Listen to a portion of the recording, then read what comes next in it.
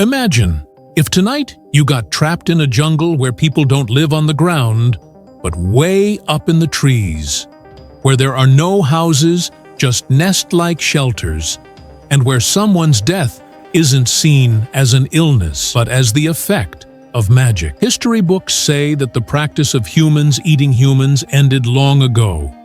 But is that really true? In the dense jungles of Indonesia's Papua region, even today, there's a community that for decades was said to be, "These people eat humans." Sudden attacks, people vanishing in the jungle, and homes built 50 to 60 feet high, where entire families spend their whole lives. In the 1970s, when the outside world first reached these people, what they heard shocked the entire world. It was said that here, the punishment for certain crimes is death, and after the punishment, the body is eaten. Not out of hunger, not for taste, but in the name of justice. But the question remains, was all this true, or just scary stories emerging from the jungles? Today, we'll show you the real life of a tribe that the world still hasn't fully understood. This isn't some story. These people are still alive today. And what you're about to see is their everyday world. Until the late years of the 1970s, the Korowai tribe was practically a myth to the outside world, a name that existed only on satellite maps and in terrifying rumors. But as soon as anthropologists, missionaries, and explorers first reached those inaccessible jungles of Papua, the things that came out about the Korowai people stunned the entire world.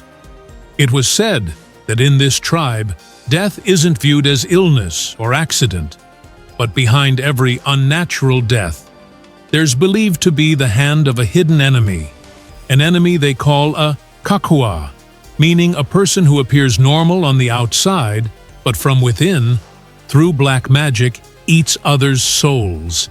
And if someone is suspected of being a kakua, there's no escape for them, no interrogation, no explanation. The whole community together searches for them, captures them, and publicly kills them. And this is where the part begins that put the Korowai people on the list of the world's most terrifying tribes. It was reported that after the killing, a ritual of eating the body was performed. But this wasn't for hunger, taste, or survival. But according to their beliefs, doing this would permanently destroy that kakua's evil power. For them, it wasn't cruelty, but purification, a form of justice that had been passed down for generations as an unwritten law. Some researchers claimed that every body part had a separate symbolic meaning: the heart for courage, the brain for cunning, and the liver for anger. And eating them meant destroying that person's power, not adopting it. That's why when outsiders heard about these events, they were left stunned, because those they thought of as savages saw it all as completely normal. So normal that some elders described these rituals in extremely calm voices, as if talking about an everyday task. However, over time, it also came to light that some incidents were exaggerated to heighten the outside world's fear and curiosity. Some scenes were reenacted for cameras, and some stories were just hearsay. But despite that, many independent reports, interviews, and photos confirmed that at one time, ritual cannibalism did exist in Korowai society. It was limited, bound by rules, and done only in the name of justice. And that's why, even today, when the name Korowai tribe is mentioned, the questions start not with their way of life, but with this dark chapter.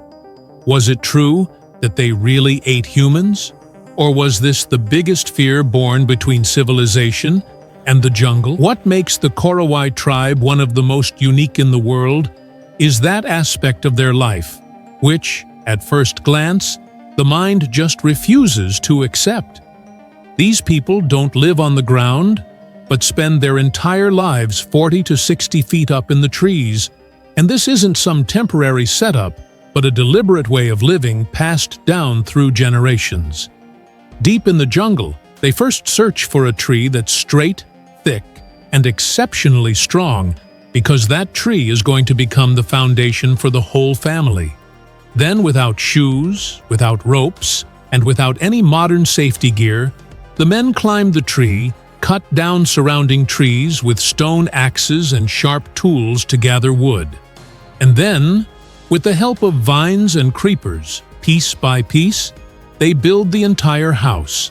Sturdy poles, wooden floors, walls made from tree bark, and a roof covered with sago leaves that lets rainwater slide right off.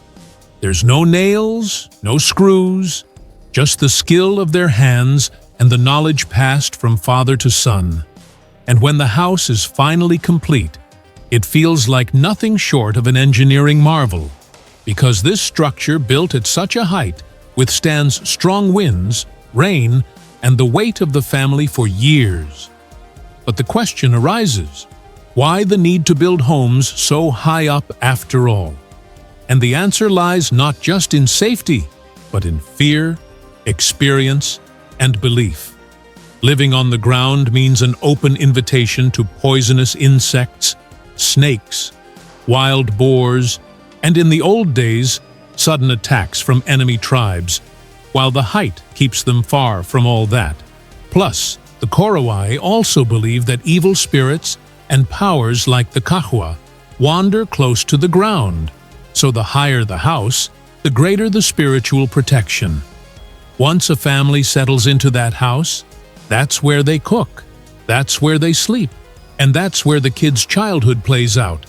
And when over time the wood starts to weaken, they abandon the old house and pick a new tree in another part of the jungle, repeating the exact same process all over again, as if the jungle itself is their city, the trees their walls, and the height their identity. And maybe that's why Korowai tree houses aren't just homes, but the greatest symbol of their freedom, security, and faith. For the Korowai tribe, the jungle isn't just a place to live, but a living, breathing storehouse, where every tree, every leaf, and every sound meets some need or another.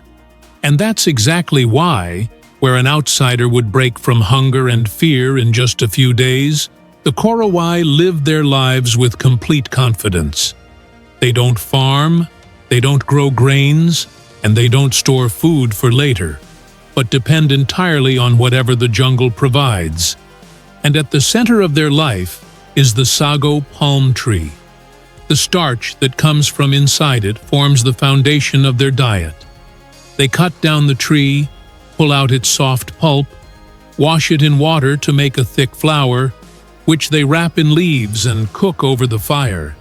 It may be plain in taste, but this flour keeps your stomach full for hours. For protein, they head out hunting with bow and arrow.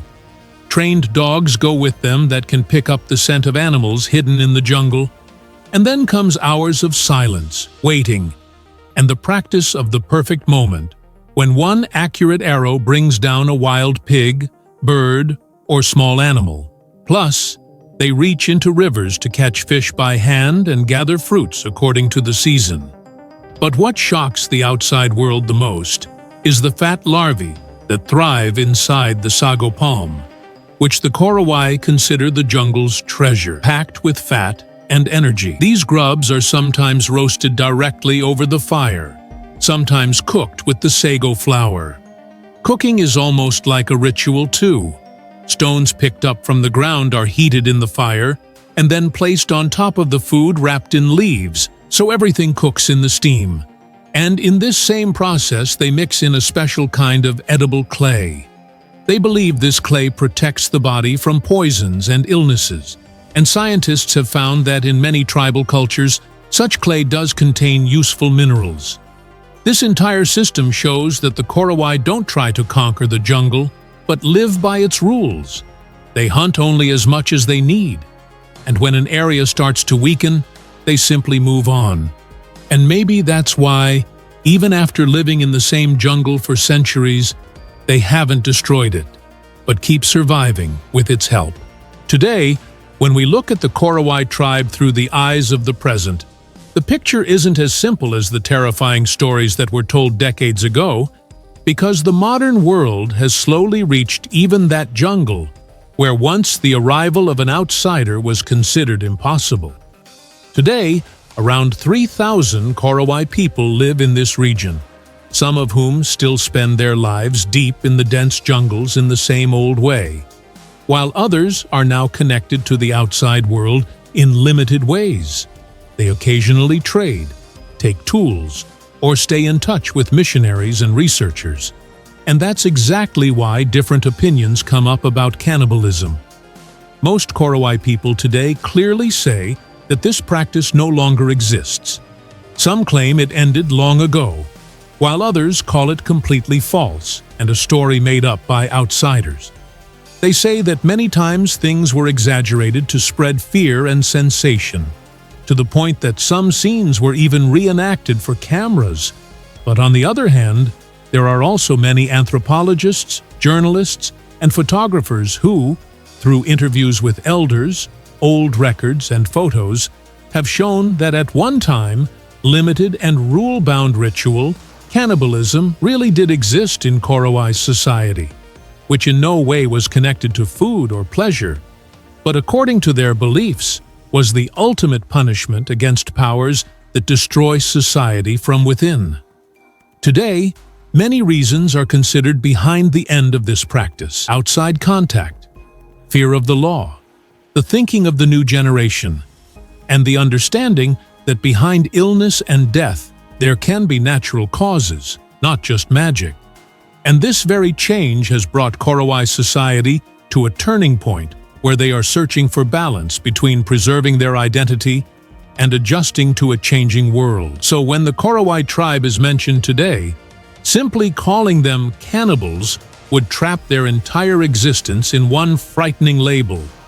Because their real story isn't just of that dark past, but of a society that even today is searching for its place between the jungle, faith, and modernity. And maybe this is the question we should ask ourselves. Should we identify any culture by its most extreme chapter, or should we try to understand its entire journey? Deep in the jungle, high up in the trees, the Korowai people are still living life on their own terms even today. Their story isn't just one of fear, but of human belief, tradition, and the compulsion to change with time. What seems cruel to us today was once justice to them. And what seems mysterious to us today is everyday life to them. The question isn't how they live. The question is, can we judge any culture without understanding it? If you like these unheard, true, and deep stories, then subscribe to the channel and become part of this journey.